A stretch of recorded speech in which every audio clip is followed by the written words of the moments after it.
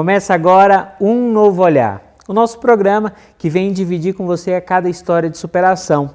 Hoje estamos aqui com Osmar Trindade, seja bem-vindo, viu? Que Deus te abençoe. Muito obrigado. Osmar, me fala um pouquinho de onde você veio, família.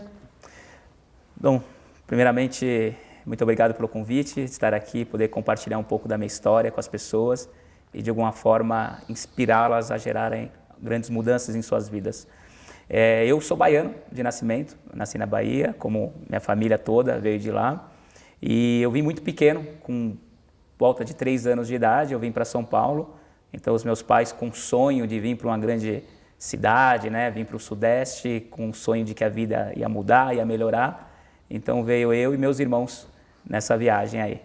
E desde lá, desde o momento que chegamos, estamos aí em São Paulo. Entendi. E como é que foi a infância, adolescência? Teve dificuldade, não teve? Como acho que toda criança ela passa por dificuldades, por seus desafios. Eu vim de uma família muito humilde, muito simples, meus pais muito simples mesmo. Mas eu acredito que essa simplicidade, essa humildade foi apenas um combustível para mim. Então, quando a gente veio morar em São Paulo, meu pai trabalhou como faxineiro num condomínio em São Paulo, e depois ele foi promovido, virou zelador, e a gente começou a morar naquele condomínio. Então a gente se relacionava com pessoas bem-sucedidas, pessoas ricas, e aí eu olhava as pessoas, né, os meus amigos, tendo Natal, ganhando brinquedos, aniversário, videogame, bola de futebol, tudo aquilo que a criança gosta. E aquilo apenas me inspirava, falava, nossa, eu também quero isso, eu quero sentir o gosto de realmente ser uma pessoa bem-sucedida. Então, conviver naquele universo de pessoas bem-sucedidas me inspirou para querer também ser alguém um dia, sair de uma infância pobre e realmente conseguir conquistar o sucesso. Então, aquilo foi apenas um combustível para mim. Aí você fez seus estudos, e, claro, sempre pensando nisso. Quando você saiu dessa fase de adolescência para jovem, como é que foi? Então, na verdade, eu tinha esse desejo muito intenso de crescer, de me desenvolver, só que eu não encontrava meios, não tinha formas. Então, eu me sentia perdido. Por onde começar? O que fazer? Ok, eu quero alguma coisa, mas quais os passos que eu teria que dar? Então, eu comecei a trabalhar muito jovem, com 13 anos de idade, eu trabalhava entregando pizza. Então, eu fico imaginando, hoje minha sobrinha tem 18 anos, né? Quando eu olhava ela com 13 anos, eu ficava pensando, nossa, imagino ela entregando pizza, né? Que algo surreal, né? Não conseguia imaginar. Mas tinha que trabalhar, tinha essa necessidade. Então, desde os 13 anos, comecei a trabalhar para conseguir ter as minhas coisas, comprar o meu tênis, comprar o brinquedo que eu gostava, um videogame, comprar minha roupa, porque os meus pais não tinham condições. Então, a gente tinha que batalhar, acho que como qualquer pessoa hoje humilde, simples, tem que batalhar para conquistar as coisas. Tá, e disso você, entregador de pizza, você chegou a ser garçom também? Isso. Aos 22 anos, eu trabalhava como garçom, só que foi uma fase onde eu estava totalmente perdido, deprimido, e eu sempre fui muito tímido, muito inseguro. E aí, trabalhando como garçom, eu olhava para tudo aquilo e falava, não é isso que eu quero. E não tem problema nenhum em ser garçom, né? É uma ótima profissão, mas não era o que eu queria para a minha vida. Eu queria muito mais. Só que o que acontece? Eu culpava as pessoas por eu viver aquela vida medíocre que eu tinha. Então, eu vivia culpando. Então, eu culpava os meus pais porque eles não me ajudaram a pagar uma faculdade. Então, era muito mais fácil para mim culpar as pessoas pela vida que eu levava do que fazer alguma coisa de fato. Esse era o caminho mais fácil, reclamar e culpar. Até que um dia caiu minha ficha, que se eu não parasse de ficar reclamando, se eu não parasse de culpar as pessoas e começasse eu a fazer alguma coisa para transformar minha vida, os meus resultados, nada ia acontecer.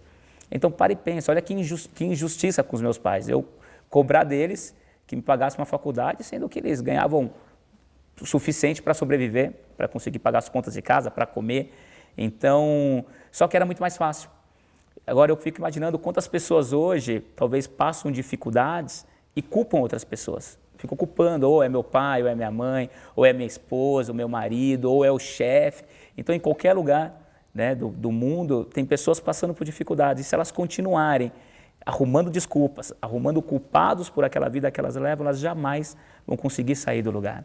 Jamais vão dar os passos necessários para conseguir crescer na sua carreira. E foi o que eu fiz. Tá, e aí você então, certo dia caiu a ficha que você tinha que parar de botar a culpa em alguém, e o que você fez? Essa ficha caiu quando eu estava lendo um livro sobre programação neurolinguística, que estuda sobre o manual do nosso cérebro, como a nossa mente humana funciona e como a gente pode reprogramar o nosso cérebro para conseguir ter novas atitudes, ter novos comportamentos. E aí, lendo aquele livro, me caiu a ficha e falei, nossa, o que eu estou fazendo está tudo errado. Se eu continuar fazendo as mesmas coisas que eu estou fazendo, eu vou continuar tendo os mesmos resultados. Então eu preciso fazer diferente, eu preciso agir diferente. E foi aí que eu me apaixonei pela PNL, né, a programação neurolinguística. E me aprofundei, comecei a estudar. Inicialmente apenas lendo livros, porque eu não tinha dinheiro para pagar cursos. Para você ter ideia, hoje cursos de formação de PNL vai de 5 mil a 8 mil reais uma formação. E na época também era muito caro, né, embora numa proporção diferente em relação ao valor, mas muito caro. Então eu tinha que estudar. E aí foi que eu acabei conhecendo hoje minha atual esposa.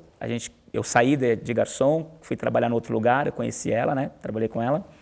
E ali comecei a crescer, me desenvolver. E todo o dinheiro que eu ganhava, que sobrava, eu guardava para investir em treinamento, para investir nos meus estudos, para obter mais conhecimento. E foi aí que eu comecei a estudar sobre a programação neurolinguística, me encantei e aí descobri qual era a minha missão.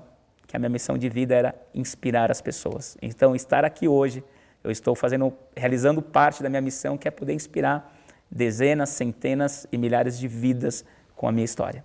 E nessa sua busca de estudo, como você começou a transformar a sua vida? O primeiro passo foi, com certeza, estudar, buscar, você encontrou a sua missão, mas a sua vida em si de garçom, fato mesmo, você também falou que mudou de trabalho, mas Exato. Como foi essa sua mudança para você chegar onde você queria chegar? Então, quando eu tomei a decisão que eu não queria mais aquilo, eu falei, ok, eu não quero mais aquilo, o que eu quero?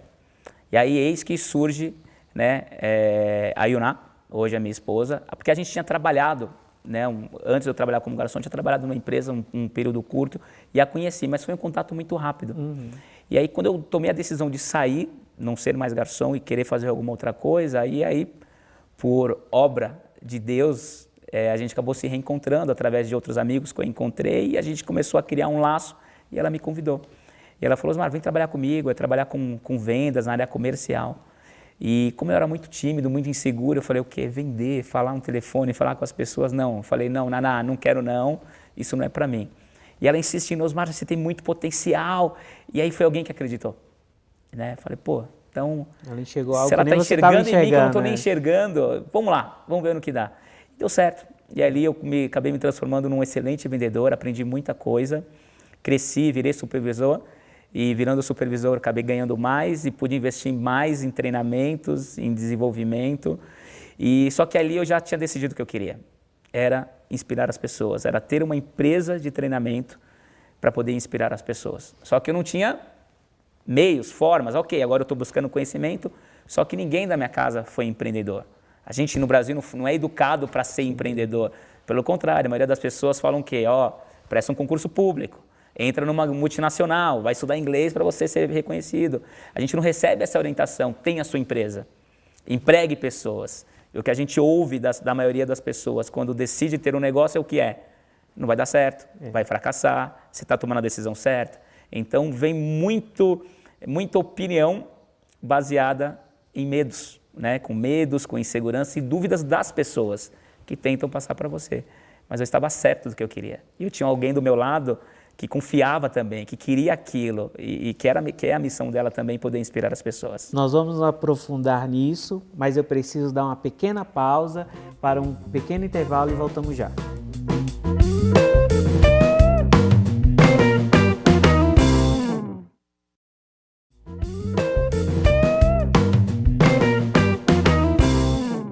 Estamos de volta com a segunda parte do programa Um Novo Olhar. Eu quero convidar você a deixar o seu copo de água próximo à TV, ao monitor do seu computador, que juntos estaremos pedindo a bênção de Deus sobre você e sobre a sua família. E agora vamos continuar o nosso bate-papo com Osmar Trindade. Osmar, você vinha falando dessa busca e que você queria abrir um negócio para transformar vidas, né? E aí? Exato. E foi aí que nasceu então o IMAP, o Instituto Matrix de Alta Performance. e nasceu em 2006. Esse ano nós estamos completando 10 anos de empresa e nesses 10 anos foram milhares de vidas impactadas positivamente.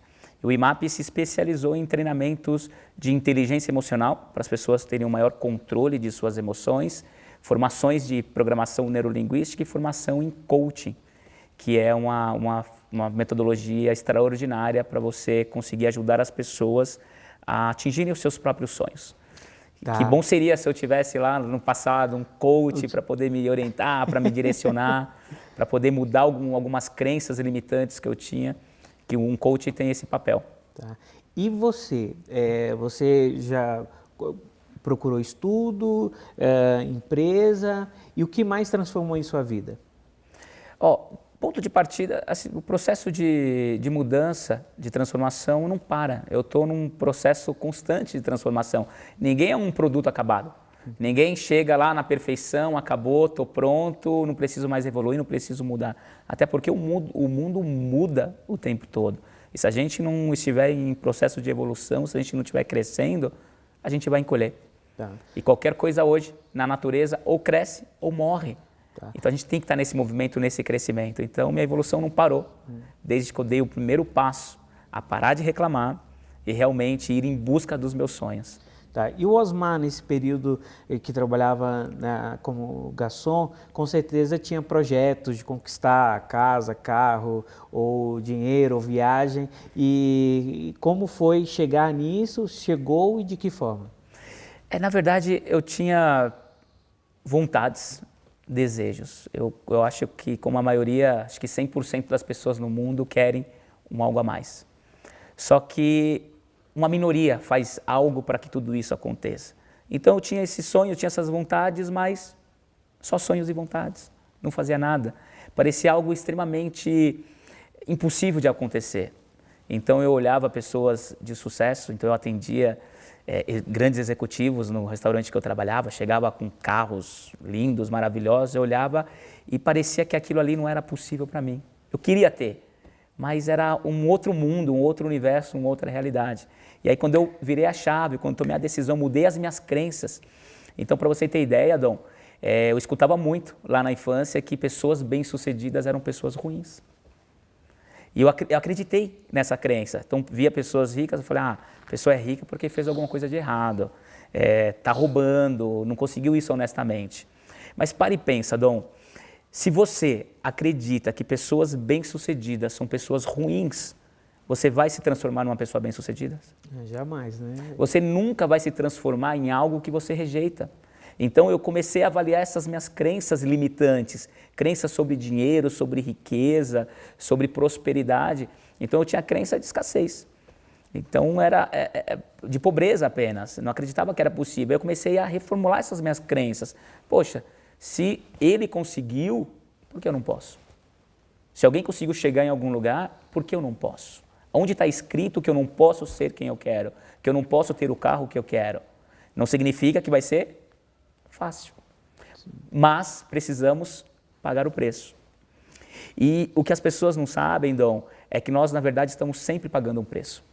Você paga um preço para ter sucesso, só que você também paga um preço da pobreza, para ser frustrado. E eu pagava um preço da frustração, sem saber, estava pagando um preço de não ter dinheiro para fazer as coisas que eu queria, de viver uma vida medíocre, de não poder viajar, de não conseguir realizar os meus sonhos. Eu pagava esse preço. Só que eu precisava pagar o preço de ter sucesso. E nós sempre vamos pagar um preço, não importa. Se você não pagar o preço para ter uma família feliz, você vai pagar um preço para ter uma família triste, destruída. Se você não pagar o preço para ter um bom relacionamento, vai pagar o preço de ter um péssimo relacionamento. A questão é que tipo de preço as pessoas querem pagar.